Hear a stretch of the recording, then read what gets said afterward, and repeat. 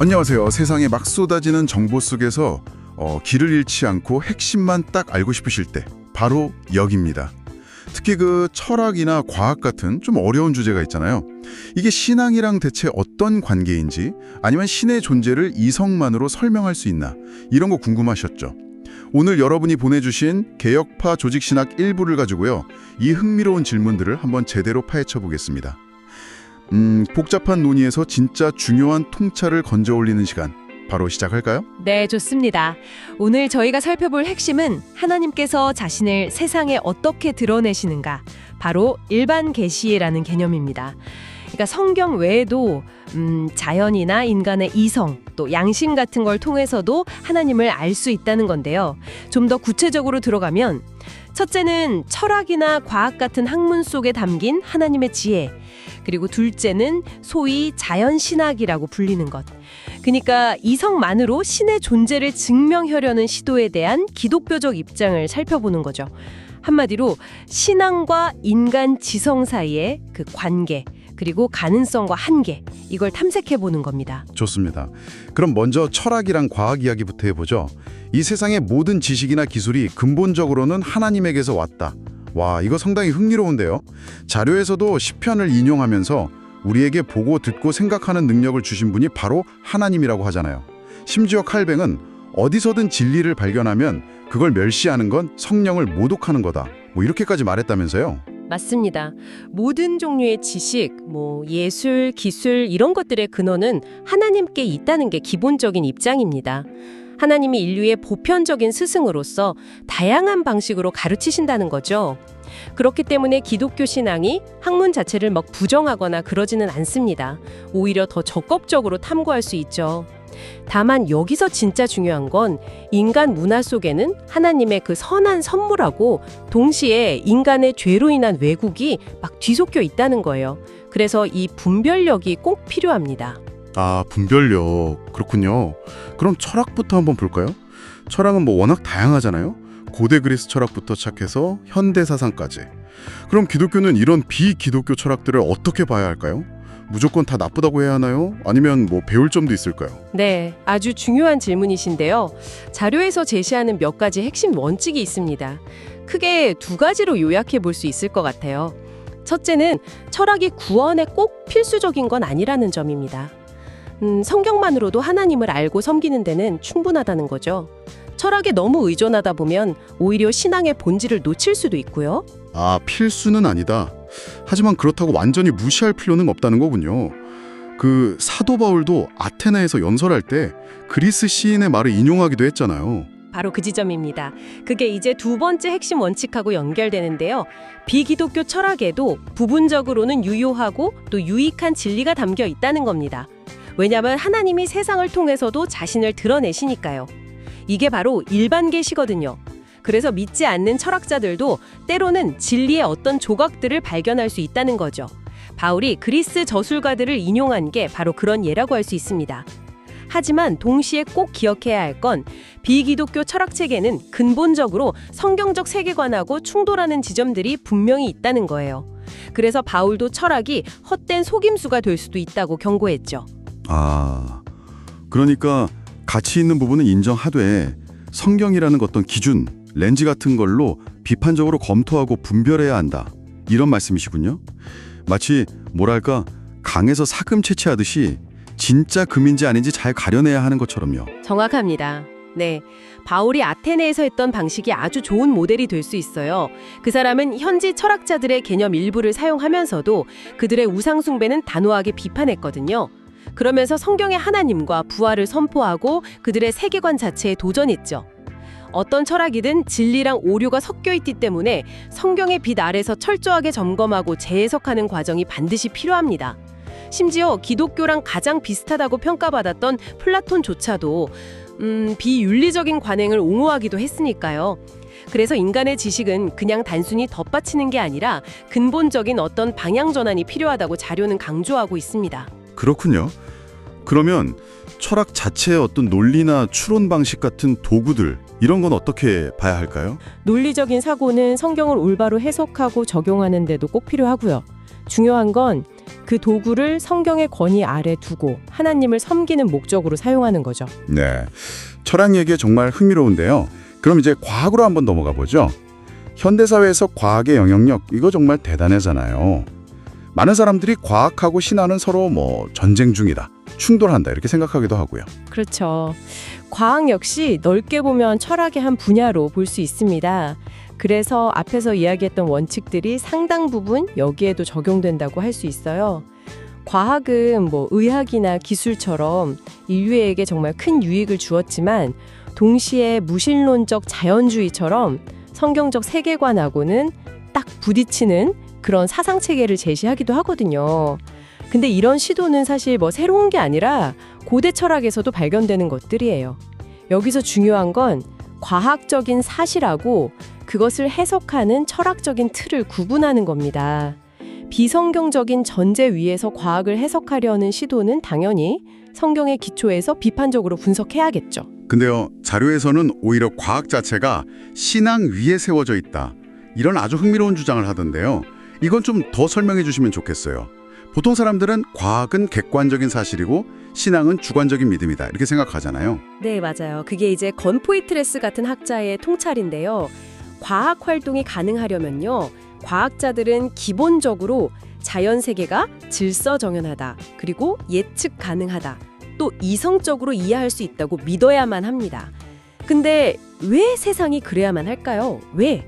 자료는 이 믿음의 근거가 사실은 성경이 말하는 하나님의 속성, 그러니까 변하지 않으시고 모든 것을 아시며 질서 있게 세상을 다스리시는 합리적인 창조주, 여기에 있다고 주장하는 겁니다.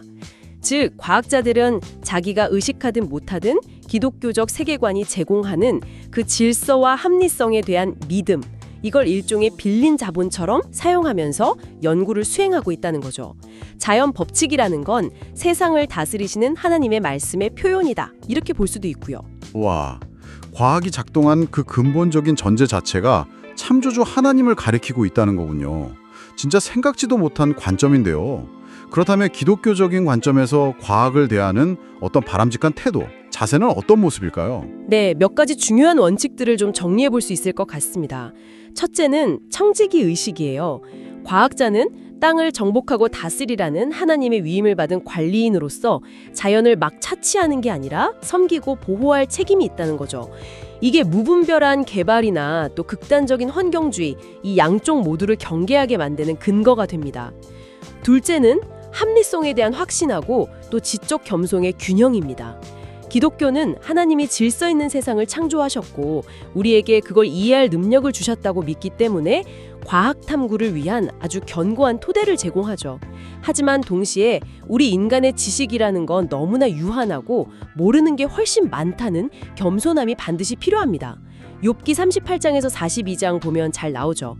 과학이론은 절대적인 진리가 아니라 언제든 수정될 수 있는 잠정적인 설명이다. 이걸 인정해야 하는 거고요. 과학 이론이 절대적이지 않다면 그럼 절대적인 기준은 어디에 있는 걸까요? 혹시 그 갈릴레오 사례처럼 과학이랑 성경이 막 충돌하는 것처럼 보일 때는 어떻게 해야 하죠? 그게 바로 세 번째 원칙하고 연결됩니다. 성경의 최종 권위를 인정하는 것이죠. 과학적인 결론은 기껏해야 개연적인 확실성만을 가집니다.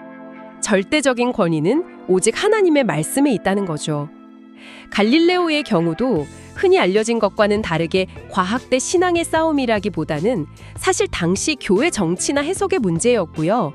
갈릴레오 자신도 성경의 권위를 부인하진 않았습니다. 여기서 중요한 건 성경이 무슨 과학 교과서가 아니라 일상 언어로 기록되었다는 점을 이해하는 거예요. 과학 이론에 맞춰서 성경 해석을 막 쉽게 바꾸는 건 오히려 인간의 과학에 신적인 권위를 부여하는 오류가 될 수도 있습니다. 그리고 마지막으로는 목적과 한계 인식입니다. 과학 탐구는 하나님께 영광을 돌리고 또 그분의 창조 세계를 보면서 감사와 찬양을 드리기 위한 것이어야 합니다. 케플러의 예처럼요. 또한 과학은 어떻게 작동하는지는 설명할 수 있지만 삶의 의미나 목적, 가치, 도덕 같은 궁극적인 질문에는 답을 줄 수가 없어요. 과학은 강력한 도구이지만 지혜 그 자체는 아니죠. 참된 지혜는 하나님을 경외하는 데서 시작됩니다. 욥기 28장에 잘 나와 있죠. 네, 알겠습니다. 과학을 하나님의 선물로 여기되 그 한계를 명확히 알고 성경의 빛 아래에서 사용해야 한다. 이렇게 정리할 수 있겠네요. 자, 지금까지 철학과 과학이라는 인간의 지적 활동 속에 나타난 하나님의 일반 계시를 다뤄봤는데요. 그럼 이제 다음 질문으로 넘어가 보죠.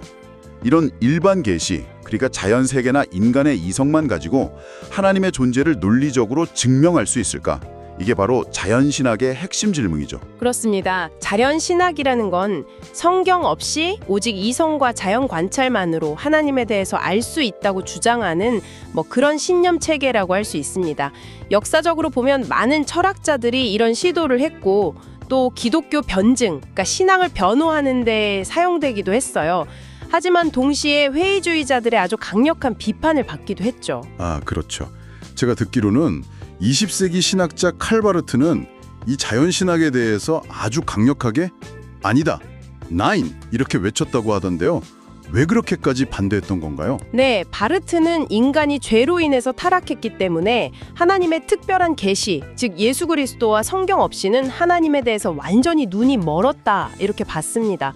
그래서 자연이나 이성만으로는 하나님께 도달하는 게 논리적으로 불가능하다 이렇게 주장했죠. 로마서 1장 같은 구절도 좀 다르게 해석하면서 오직 그리스도를 통해서만 하나님을 알 수 있다고 아주 강조했습니다. 자연적인 지혜하고 성령의 계시 사이에는 어떤 연결고리도 없다고 본 거죠. 와, 정말 강한 입장이네요. 그럼 또 다른 비판적인 관점도 있었나요? 네, 코넬리우스 반틀 같은 개혁주의 사상가는 조금 다른 각도에서 비판했습니다. 그는 객관적으로는 피조 세계에 하나님 존재의 증거가 명백하게 드러나 있지만 문제는 죄 때문에 타락한 인간의 주관적 인식이 왜곡되어서 그 증거를 올바로 받아들이지 못한다 이렇게 봤습니다.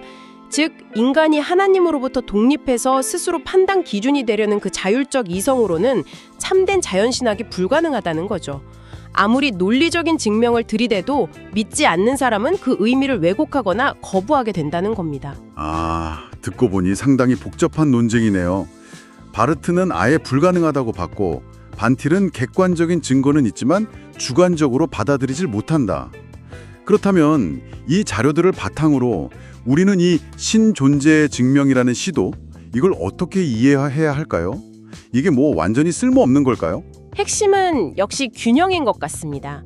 일반 계시, 즉 하나님이 자연과 이성을 통해서 자신을 드러내신다는 사실 자체는 분명히 인정을 해야 합니다.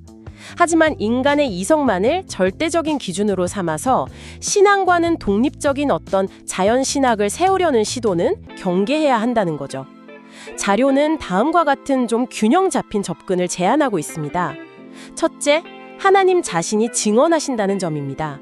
신존재 증거는 인간의 발견이 아니라 하나님의 자기 계시라는 거죠. 둘째, 타락한 인간의 이성은 어둡고 왜곡되어 있어서 자연의 빛만으로는 구원에 이를 수가 없다는 거고요. 셋째, 따라서 이성의 올바른 사용은 성령의 도우심으로 성경 말씀을 의지할 때 비로소 가능하다는 겁니다. 그렇다면 소위 유신 논증이라고 불리는 것들 있잖아요. 예를 들어 세상의 질서라든지 도덕 법칙 같은 걸 근거로 신의 존재를 주장하는 그런 논증들. 이건 어떤 가치가 있는 걸까요? 변증적인 가치가 있습니다. 즉 신앙을 변호하고 불신앙의 비합리성을 드러내는 데 사용될 수 있다는 거죠. 바울도 피조 세계를 근거로 논증했듯이 그리스도인들은 이런 논증을 사용할 수 있습니다. 하지만 여기서 정말 중요한 건 그 목적하고 한계를 아는 거예요.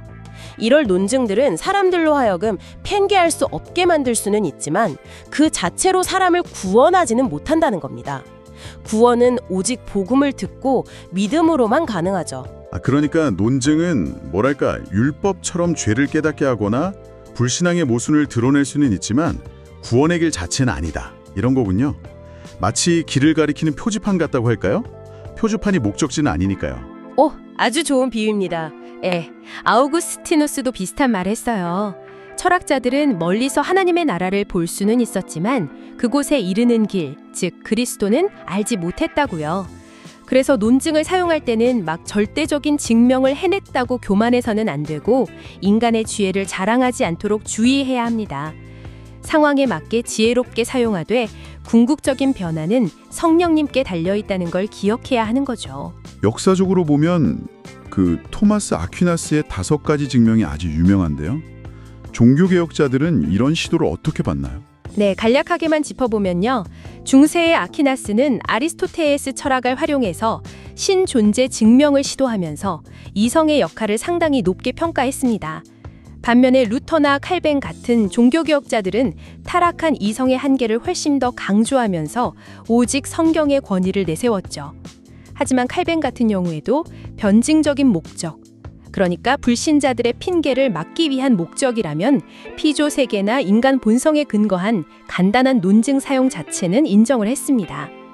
핵심은 이성을 신앙의 기초로 삼느냐, 아니면 성경의 권위 아래에 있는 도구로 사용하느냐, 바로 이 차이입니다. 개혁주의 전통은 후자를 따르는 거고요. 와, 오늘 정말 깊이 있는 이야기들을 많이 나눴네요. 철학이나 과학 같은 인간의 지식, 이게 근본적으로는 하나님의 선물이지만 죄 때문에 왜곡될 수 있으니까 성경이라는 기준을 통해서 비판적으로 분별하며 사용해야 한다는 것. 그리고 이성적인 신존재 논증은 그 자체로 구원을 주지는 못하지만 하나님의 존재를 부정하는 게 얼마나 비합리적인지를 보여주는 변증적 도구로 사용될 수 있다. 이런 점들을 배웠습니다. 결국 모든 지식 탐구는 우리를 창조주 하나님께로 더 가까이 이끌어야 한다는 그런 결론에 이르게 되는 것 같네요. 그렇습니다. 오늘 논의를 마무리하면서 한 가지 더 생각해볼 질문을 여러분께 던지고 싶습니다. 하나님을 모르는 사람들의 생각 속에도 비록 왜곡되었을지는 모르지만 하나님이 심어두신 그 일반 계시의 흔적, 즉 진리의 파편들이 존재한다고 했잖아요. 이 사실을 우리가 기억한다면 다른 세계관을 가진 사람들과 대화하는 방식에 어떤 변화를 가져올 수 있을까요? 단순히 당신 틀렸어 라고 지적하는 걸 넘어서 그들의 생각 속에서 혹시 공감할 수 있는 지점이나 하나님이 심어두신 그 희미한 빛을 발견하고 그것을 어떤 다리로 삼아서 그리스도 안에 있는 더 완전한 진리로 나아갈 수 있도록 도울 수는 없을까요? 이것이 오늘 탐구를 통해 여러분 각자가 계속 곱씹어 볼 수 있는 그런 질문이 되기를 바랍니다. 네, 정말 의미심장한 질문입니다. 단순히 반박하는 것을 넘어서 소통의 다리를 놓는 그런 지혜가 필요하겠네요. 오늘 저희와 함께 이 지적인 탐험을 함께 해주셔서 정말 감사합니다. 다음에도 흥미로운 주제로 다시 찾아뵙겠습니다.